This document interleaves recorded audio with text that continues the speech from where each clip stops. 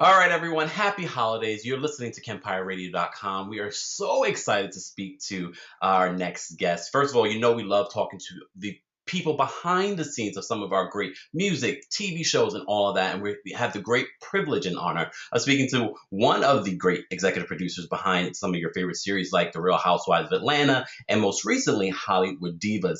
Please welcome for the very first time to Kempire Radio our friend Carlos King. What's going on, Carlos? Hey everyone, how's it going? Happy holidays. Happy holidays to you, Mr. King. First of all, thank you so much again for taking the time out to be here for our special holiday show.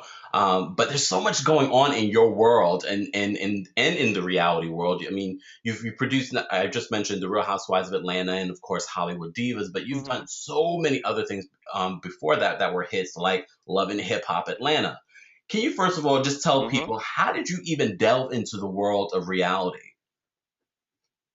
Well, what is so funny is I started out my television career producing shows for BET. Mm, And in 2008, I was approached by my mentor, Joy Chen, to produce The Real Housewives of Atlanta.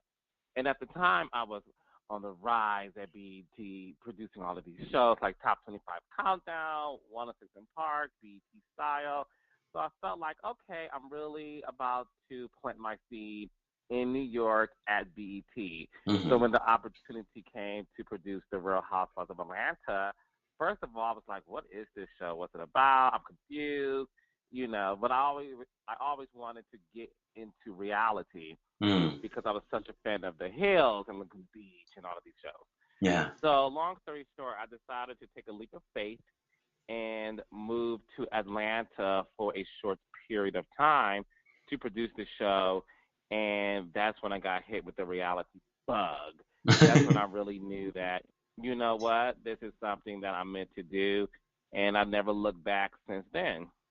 And you've done some amazing, amazing things, but we have to talk about the Real Housewives of Atlanta because that probably is, if I don't know the exact numbers, but I definitely think it is probably the number one of the entire, franchise. That has to be like the number one series of the entire Yes, The franchise. Real Housewives of Atlanta is the number one show on Bravo. It's the number one cable show in the docuseries format.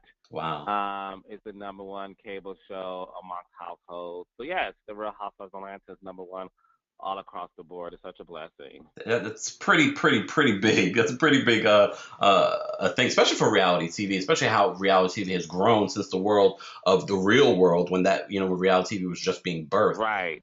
Um, but let's Yes. talk. So true. Let's talk about the Real Housewives of Atlanta though, because from where it started to where it is now. I mean, the infamous Nene Leakes, probably the most popular woman in reality TV. Can you tell us, Mhm. Nene of the Nene that you first met to the Nene of today? A lot of people say that she's changed and she's not the same person that she used to Mhm. be, and that fame has gone to her head. What are your thoughts on the way Mhm. that these characters have evolved or changed since you first met them? What is so interesting to me is the fact that again, I met Nene 2008, again, first time producing a reality show. Hmm And I remember looking at her and saying to her, like, you're going to be big one day. Like, you're going to be a huge star. And hmm she's like, I am? Girl, bye. I was like, no, seriously, you are. Like, you're going to be amazing. So hmm to see that, fast forward to 6, 7 years later, she's on Broadway. She had a network show. She's all over the world. Is such a testament to her hard work and her hmm faith. hmm And has she changed? Absolutely. No one's the same at 25 that you are at 35. Like we all change. hmm So she definitely has changed, but I think she's changed for the better. I Okay. think she's a woman who knows her worth. She's a woman who understands her brand. She's hmm a woman who understands her place in the business. So is she more confident now than she was back then? Absolutely. Success comes with growth. Success comes with confidence. And hmm she's a woman who has both of those elements inside of her. hmm And I applaud her for being a woman who, to this day, she has taken the negativity and squashed it, and Hmm. a Rose is this confident, amazing woman that is breaking down doors. And I Yeah. hope that people will concentrate on that Hmm. versus the negativity. And one of the things I find so interesting, and you see it in so many different dynamics beyond just television, just in life, how certain people sort of elevate and become these big stars. You've seen it with Beyonce, you've seen it with Michael Jackson, and now you see it with, Mhm. Nene Leakes. Why do you think someone like Nene, as opposed to, let's say, the other ladies that started with her, like, Sheree Whitfield, or, some of those other Mhm. characters didn't elevate to the same, quote unquote level that Nene did. Yeah, but one of the things about Nene is the fact that you never saw a black woman like Nene who was just so fun and fiery Hmm. and big, braggadocious and vibrant. She Hmm. was somebody who, when you watched her on TV, you really did get a sense that she was your homegirl. She was that funny cousin that Hmm. we all have in our family. She was that girl who worked at, the Walmart, the cashier. I felt like she was every woman. And that's Hmm. the reason why she resonated most with the audience, Yeah. because you felt an instant connection with her. You felt like she was your best friend. You felt like she was your big auntie. Hmm. So the reason why her success has amassed over the others is because of the relatability factor that she exuded the moment she appeared on the screen. And that's something that to this day she's still able to connect with the audience. I'm Yeah. out with her, producing her and following her with cameras, and everybody from black women to white men, they're drawn to her. It's amazing to see, the Hmm. connection that she has with the fans. And, when it comes to this reality space, she's definitely top three of women who are in reality that has definitely connected to the audience. And that's the reason why brands and businesses attach themselves to her, because she's marketable and Yeah. people want to be in the business of this woman. Yeah.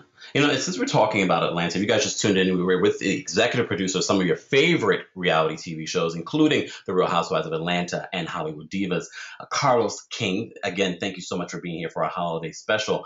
But Carlos, Thank we have you. to we have to talk about, because most recently Todd Tucker's mother passed away, Miss Sharon, who's been on The Real Mhm. Housewives of Atlanta, countless times Mhm. over the last couple of years. Um, I'm sure you've spoken with Todd since the passing. How is he doing, and how's the entire Absolutely. how's the entire cast reacting to this? One thing I can say about Todd, he's a strong man. Hmm. He and his mother were very close. He spoke to her every single day. Wow. So this is something that he will probably have to deal with for quite some time, because again, we're all creatures of habit. Yeah. So when you're so used to speaking to someone every single day and you are able to do that, it'll take some adjustment. Yeah. The type of friend that I am, I don't know what it's like to lose a parent, Yeah. but I do know that you need to give people their space. Hmm. And, we do business together, so I'm able to have myself focus on that and allow him to grieve the way he chooses to grieve. Hmm. But no, he's strong, and I loved Sharon Tucker. I'm sorry, Hmm. Sharon Wells. People kill me if I call her Sharon Tucker. But no, she's an amazing woman. She and I had a great relationship. She will always call me her son. Like, she and I Wow. were very close as well, and it's a great loss. But it's like I told Todd, anybody who knows Sharon knows that she is in heaven. She's dancing with Jesus. She's Mm. asking him, can she hold $20? You know what I mean? Like, that's just who Sharon is. She's a beam of light. So I choose to celebrate her life Yeah. in a way that fits me, because I know that God doesn't make mistakes. I know Yeah. that yeah, he does things for a reason. And he wanted her to be with him, and he wanted her to DJ his parties. Okay? So that's the way that I like to see Miss Sharon. And in terms of the cast, Greg Leakes, Peter Thomas, they came to the funeral Mm-hmm. that happened last Saturday. Mm-hmm. And obviously the other cast members reached out to Candy and Todd, and it's one big family. So regardless of the fussing and the fighting and the shade that they like to throw, when it's something this serious and heartfelt, they all do support one another, and that's always a good thing. The fans want to know, will this I mean, this is a big part of Candy and Todd's life. Will this play out for the cameras?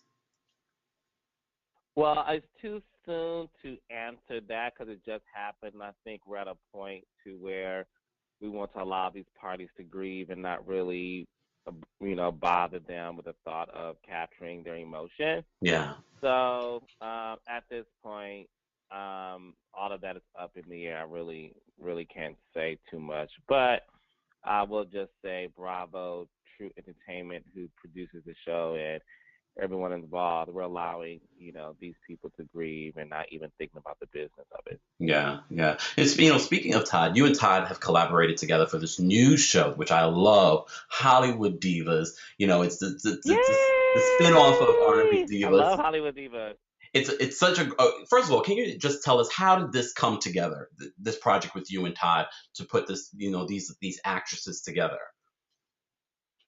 Sure. So TV One, D'Angela Proctor, who's the head of programming, and Robin Green Arrington, who is the executive in charge of production, they both reached out to Todd and myself to produce this idea that D'Angela had, and it was called Hollywood Divas. They knew the success that I've had working on the Atlanta Housewives and the various shows that I've done. Mm-hmm. So they wanted me and Todd to produce their female ensemble show because it only makes sense for us to do it. Mm-hmm. So they reached out to us. We cast the show. We interviewed well over 70 black actresses in Hollywood, and we chose it was a lot. It was a lot. And we chose the 5 who we thought really represented the black actor in Hollywood and who had the best stories, personal stories. And the show has been a hit, which is great. Yes. And I'm just so excited that a lot of people have definitely made this show on their DVR list because a show is a hit when people DVR it because we don't like to waste our space. No. The fact that people are like, oh, honey, I DVR your show. When you say DVR, that means it's a favorite, you love it, and you want to watch us every week. So I appreciate everyone taking a liking to this show, and the reunion show aired this past. This is not air. The reunion show has aired, and a lot of people love it. So I'm excited about the possibilities of what's to come, and we have a season 2 of the series, and I can't wait to do this all over again. Thank you so much. Thank you. Carlos, the other thing that I wanted, because we were talking about, how you knew at the beginning when you met Nene that she was destined to be who she is today. In that cast, do you get that feeling from any of those actresses? Do you really see a bigger future for any of them, or maybe all of them? I was just going to say that I see a bigger future for all of them. Listen, you have 5 different individuals. So obviously they're all going to take a different path in life, courtesy of them being on this show. But I see all 5 of them doing something individually that represents themselves in the industry. I definitely see Countess singing. I see her, having a sitcom based off of her life. I see Elise being on Dancing with the Stars.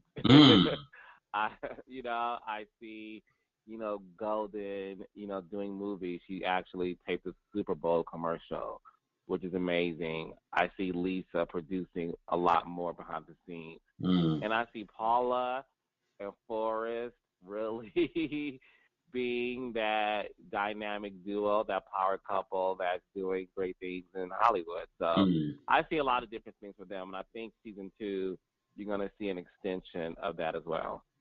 You recently wrote an open letter to BET, because I'm sure every time you get interviewed, people ask about the way Black people, specifically Black women, are represented in reality TV, and you wrote this really poignant open letter about that. And I just want what exactly inspired you, and I'm sure it's the countless questions, but what else inspired you to write this open letter to BET about the constant questions that you receive in regards to the way women, Black women specifically, are represented in reality TV.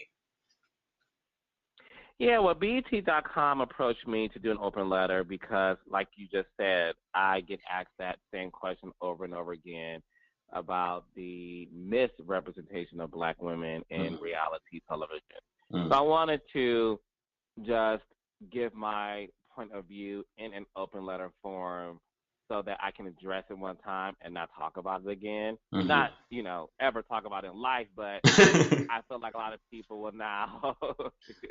I feel like a lot of people now will understand my point of view, Mm-hmm. so that it's not this open-ended question. Mm-hmm. Now it's out there in the world to see, and hopefully people are definitely responding to it, which, according to the comments, they are.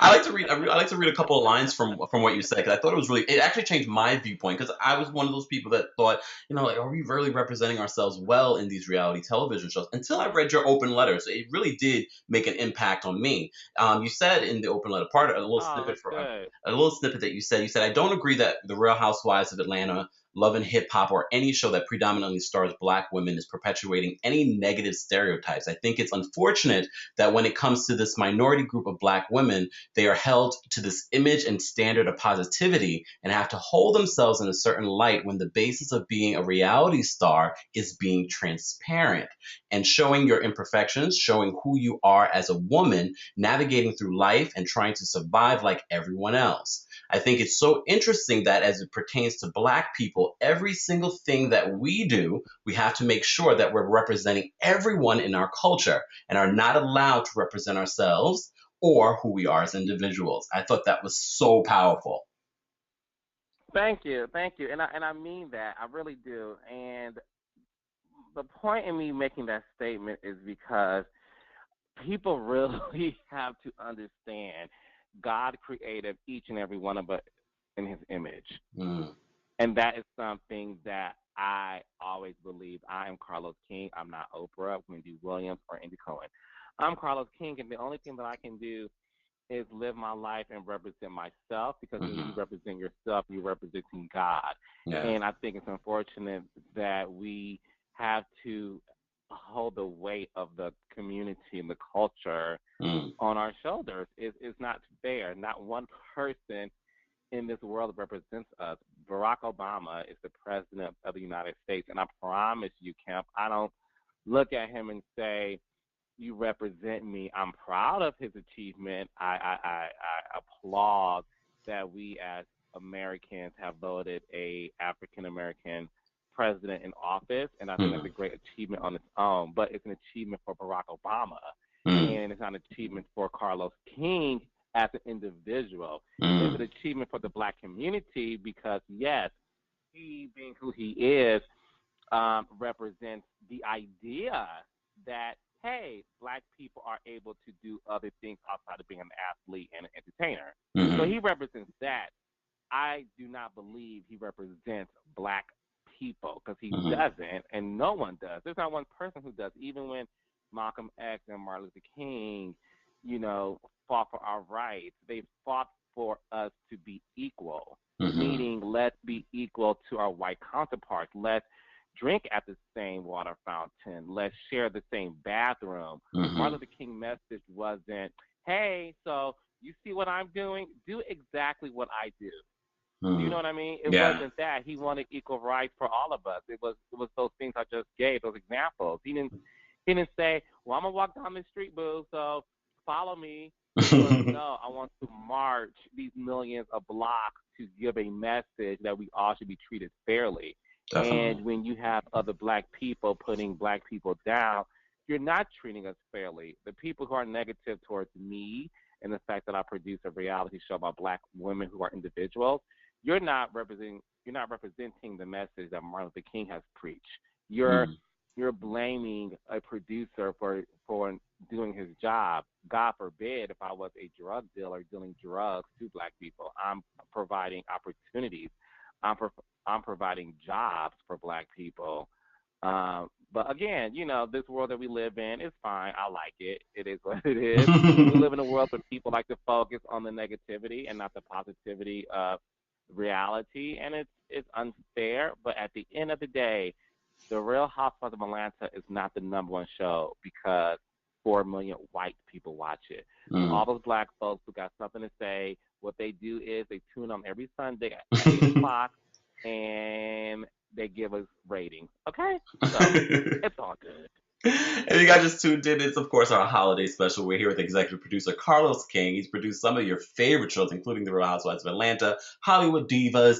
Also, you worked with our Kempire Radio family, Oprah Winfrey, on our last season. We have to talk about that. Can we, Yay! first of all, what was that experience like? Everybody, black, white, gay, straight, whatever, loves Oprah Winfrey. What was that experience like I being in her know presence? it was surreal, and it's funny because I worked with her for I think it was 8 to 9 months, Wow. chronicling her last season of her talk show. Which I loved. And I the want to point first that out. time I'm sorry. Which I loved. That was a great, great series. I'm glad she did Oh that. yeah. Oh, thank you. No, it was amazing. So I was around her a lot, and it does not matter how many times you meet Oprah. It always feels like the first time. But I Mm. thought that was only me. I Hmm. thought that was only me that felt that way because again, it was like a few months that I'm around her. But there was a producer who worked there for 14 years. Wow. 14 years. Oprah walked by her because they haven't seen each other over the summer break, Hmm. and they were just starting the new season. And Oprah goes, "Hi, so and so," and she goes, "Hey, Oprah." And then I noticed that she got a little bit too excited, and then she told one of her coworkers, "Oprah just said hi to me." I said to myself, Wow. "Girl, you've been here for 14 years." Like, and it's still a big deal that she speaks to you. I Wow. thought that was the strangest thing, but it just goes to show the impact that this woman has on everybody. Hmm. So working with her was so surreal, and again, I'm a very spiritual person. I know that God places me in situations not just for the check, it's Mm. for the experience. Yeah. So as I'm building my company and being more visible and coming from behind the scenes to, being more visible, Hmm. all the things that I saw her do, I know now why God put me in that situation because He was preparing me for, what I'm doing today and what I'm going to do in the future. Yeah. To be, think about it, to be around this mogul and having the opportunity to document her work and to converse with her, I never ever just thought, oh, I'm just here to get a check. No, I always knew it was a bigger purpose Mm. for me to be around her. And when I got the job at Tyler Perry, they all said, well, Oprah wants you to produce his show. And I was like, okay. So I got a chance to work with Tyler Perry. And again, I knew instantly, okay, this isn't about you having a job. God is preparing you for something bigger, and you need to be a sponge and learn from these people. Mm. So I say all that to say it was the greatest experience of my entire life, and I would not be able to really do what I do now if I didn't have the skills that I've learned from watching Oprah.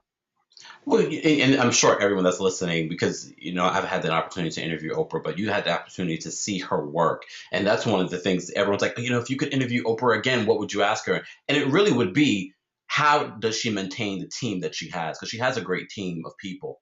What were some of the things that you learned that you choose to bring to your company and what you do? Well, the thing about Oprah is a lot of people don't get a chance to see that woman is there at 6 a.m. I'm sorry, I'm lying. She's there at 5:30 in the morning. Wow. She gets into work at 5:30 in the morning. She works out at the gym. She drinks her smoothie, and she begins to work. And she tapes her show. She tapes 2 shows a day. And most talk show hosts, after you tape your show, you leave and go on with your life and allow the producers to do what they do. Hmm. But after she takes her 2 shows, she's in her office and she's there until 8, 9 o'clock, sometimes 10. Wow. Wow. And I was like, wait a second, you are in your 50s, okay? And you have this discipline of working all of these hours. And the crazy part about it, Kemp, is she doesn't have to. Do you know what I mean? Like, she doesn't have to. She hires some of the best people in the world to work for her. And when you have people who work for you, you have to trust them. And again, I learned that having people work for me. Like, I hired the best of the best, people who are able to build the Carlos King brand, who's able to build the Kingdom Reign Entertainment brand. And I saw that Oprah has hired talented people to build the Oprah brand. So watching her get up that early and stay that late only made me feel lazy than a mug. Because I'm like, I complained about having to wake up at 5 in the morning, and this woman who's in her 50s and who really, again, doesn't have to stay there. She does it for the love of the art, the love of the craft. So I saw her and I said to myself, you cannot skip hard work. And no matter how successful you become, no matter how many millions you have in your bank account, the cardinal rule is you cannot skip hard work. Definitely. So I took that from her. Definitely.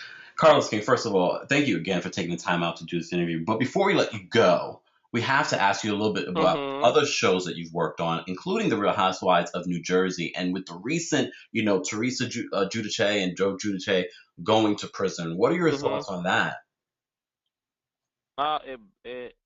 It breaks my heart. It breaks my heart. She got sentenced on my birthday, which was October 2nd. Yeah, it was. Yeah. So while I'm trying to celebrate another year in life, this woman had to find out her fate. So it was bittersweet for me, to say the least. And again, just like I spoke about Todd's mother passing and giving him his space to deal with it, when he learned her fate, I did not contact her that day. I wanted, because I get it. Like, a lot of people are contacting you, and I didn't want to be amongst the noise. Yeah. That was in her life on that day. So I chose to reach out to her a couple of days later, and she and I were texting back and forth. I absolutely adore her. She's an amazing woman. She has an amazing spirit. I know that God is going to cover her and order her steps, and he's going to, make sure she's okay. And I really do wish that she understands she's in this situation for a reason, and it's only because God, he must love you so much that he's giving you, the strength to deal with this. She's a strong woman. She really is. And definitely. I know that this isn't the end of Teresa. This is only the beginning. And there's not one other woman on that show, not one, on that show, who could deal with going to prison the way Teresa is. She's stronger than most people give her credit for. So I'm not worried about her being in prison. I'm more worried about the fact that this woman who loves her children, she's not able to see her kids every day. Yeah. So I'm more concerned about that. Her safety and her strength is fine. I'm more worried about her emotional stability, because she loves those girls. She loves being a mom, and she loves waking up, fixing them lunch, breakfast. She loves being a mom, and that's the saddest part of all of this, that she's not able to see her kids every single day and spend time with them. But she's going to come out of this whole situation bigger and better, and I'm going to be there holding her hand every step of the way. Carlos King, thank you so much for being here. Before we let you go, thank you. First of all, again, thank you for being a part of our holiday special here on KEMPIRERadio.com. But, a part of that open letter that you wrote, you talked about the hurdles that you had to overcome in Hollywood, with the recent Sony leaks, and some of the things that are coming out there. I'm sure one day we'll probably just have to have you back so we can talk about some of those hurdles that you've overcome. But what sort of inspiration for those that are trying to just to make a brand? It doesn't necessarily have to be in TV or music or whatever it may be. What sort of inspiring words, especially for this holiday season, people making those New Year's resolutions. What can you leave us with that can inspire us to be just like you, Carlos King? Well, thank you for that, first of all. Thanks for the compliment. And again, thanks for having me. And I hope that your viewers and listeners resonate to this. So, for me, Kemp, honestly, I'm somebody who wakes up every day trying to be better than I was the day before. Mm, And what that means is more so of me always having to accomplish something. I don't feel that God has created any of us to be a waste of space. hmm We are all ordained for greatness as long as we continue to walk the fine line of greatness and being on the right path. So the message I like to send, just in terms of what I've done to amass the success that I've had so far, hmm is the fact that I am a huge believer in praying. In praying to God about what I want in life and just being somebody who's very spiritually grounded, because all of this could be taken away in an instant. And I've had experiences where things were taken away from me mm. for whatever reason. And I made a promise to myself that that would never happen again, because I need to protect the work. I need to protect the craft. I need to protect my sanity. So those things have definitely given me the opportunity to work hard and be more ambitious and just, follow my dreams and my destiny. And everybody in this world is ordained to be successful in their own right. Some people's success may be being a good mom. Some people's success may be, I want to be the best clergyman. I want to be the best cashier, whatever the case may be. Just be the best at it, and that's where success will come. Amen. Carlos, we're looking forward to another season of Hollywood Divas, but also the rest of the season Yay! of Real Housewives of Atlanta. It's heating up. Lots of things going on in the Real Housewives of It Atlanta. is. It is. I was just watching another episode. I was watching an episode where Apollo goes to prison. It's so juicy. It's definitely heating up. Tune in every week because you don't want to miss what's going to happen. It's Oh. about to get hot. Carlos King, we're here for our Yeah. KEMPIRE Radio Holiday Special. Thank you so much for taking the time out, and we definitely have to have you back to